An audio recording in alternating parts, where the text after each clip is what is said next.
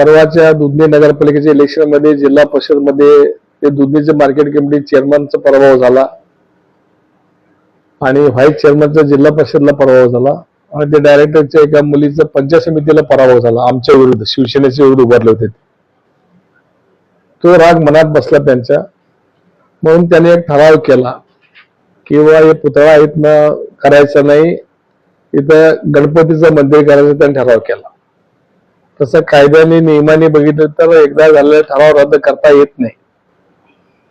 आम्हाला कोर्टात जाता आला असता, पण आम्ही थोडं सबरीने घेतलो. पण नंतर त्यांनी चबुतरा पाडायचं हे केले. आमच्या लोकांनी जाऊन अडवलं, ते आळ्या तिथं पाडून दिले नाही. नंतर पोलीस प्रशासनाला तक्रार झाल्या, DDR कडे तक्रार झाल्या, ER कडे झाल्या, पोलीस प्रशासनाकडे SP कडे तक्रार झाल्या. मग झाल्यानंतर त्यांनी सांगितलं बघ इथं काही करू नका. DDR ने स्पष्ट निर्देश दिले किंवा 8 दिवसात आम्ही चौकशी करतो. आमचं म्हणणं काय होतं की गणपती मंदिर बांधायला आमचा काही विरोध नाही, बाजूला बांधा तुम्ही. ते मेत्रे साहेबांचं जे चबुतर होतं त्या चबुतऱ्यावर बसायचे कारण तिथं आवश्यकता नाही, बाजूला जागा आहे. गणपती मंदिरला कोणी विरोध करू शकणार नाही, करत पण नाही. आम्ही पण देऊ म्हणलं वर्गणी वगैरे. पण त्यांचा अट्टाहास होता की ते मेत्रे साहेबांचं जे स्मारकासाठी चबुतरा बांधलाय ते चबुतरा काढून टाकायचं आणि तिथे गणपती मंदिर बांधायचं, असं ते मुद्दाम एक देशपूर्ण भावनेने त्यांनी ते काम करायचं ठरलं होतं. मग तिथं पोलीस आले आणि पोलिसांनी सांगितलं की बा इथं कोणीही यायचं नाही. हे आज जोपर्यंत परमिशन तुम्ही आम्हाला दाखवत नाही तोपर्यंत आम्ही तुम्हाला काय इथं करू देत नाही. आणि आम्हाला सांगितलं तुमच्याही लोकांना इथं बसू देणार का, आम्ही एक वीट सुद्धा चढू देणार नाही. आता DYSP सारखं माणूस PI सारखं माणूस सांगतो आणि त्याला DSPनी सांगितलं होतं बाबा परमिशन असल्याशिवाय तिथं काही करू देऊ नका म्हणून. पण आम्ही विश्वास ठेवला आणि त्या दिवशी रात्री 2:30 वाजता आणून त्यांनी तिथे एक टेबल ठेवून त्याच्यावर गणपती बसवले. मग दुसऱ्या दिवशी आमच्या लोकांनी आंदोलन केलं, 2-2.5 हजार लोकांनी.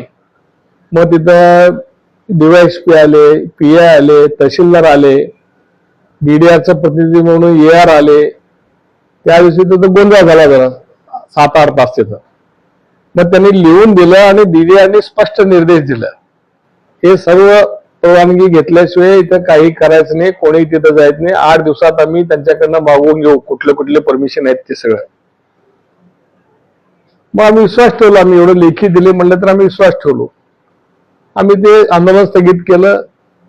लगेच 2 दिवसांनी तिथं आमदार गेले, त्यांचे बंधू गेले, अक्कलकोटचे आमदार कल्याण शेट्टी गेले, त्यांचे बंधू गेले आणि 200 पोलिसांचा फौजफाटा आणि 2 दंगल पथक फॅन मोठे, ॲडिशनल SP त्याचं नाव काय Kabade, additional SP Kabade, DYSP टाकणे, PI चिल्लावार, तहसीलदार, AR सगळे होते तिथं.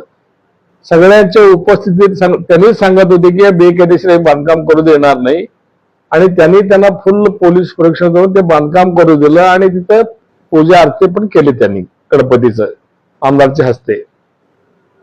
मग आमचे एवढं कायदेशीर सगळं असताना, कायदा बघत नसताना आम्हाला तुम्ही कायदा सांगता, आम्हाला तुम्ही शब्द देता, नियम सांगता की आम्ही नियमाच्या वेळी काही करू देत नाही म्हणता. कशामुळे तुम्ही हे केलं सगळ्यात? हे एवढं बंदोबस्त फौजफाटा, गणपतीच्या आरती करायला 200 लोक, पोलीस बंदोबस्तात बेकायदेशीर गोष्ट त्यांनी केली.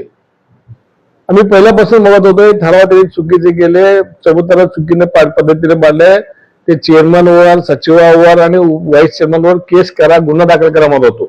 ते आम्ही करू, चौकशी करू, ते आमच्याकडे येत नाही, ते DDR कडे येते, ते आमच्या प्रिमाइसमध्ये येत नाही. पोलीस असं म्हणणार, DDR म्हणणार आम्ही काय, आमच्या हातात काय अधिकार आहेत, आम्ही रिपोर्ट मागवतो, वर पाठवतो, आम्ही हे करणार म्हणणार.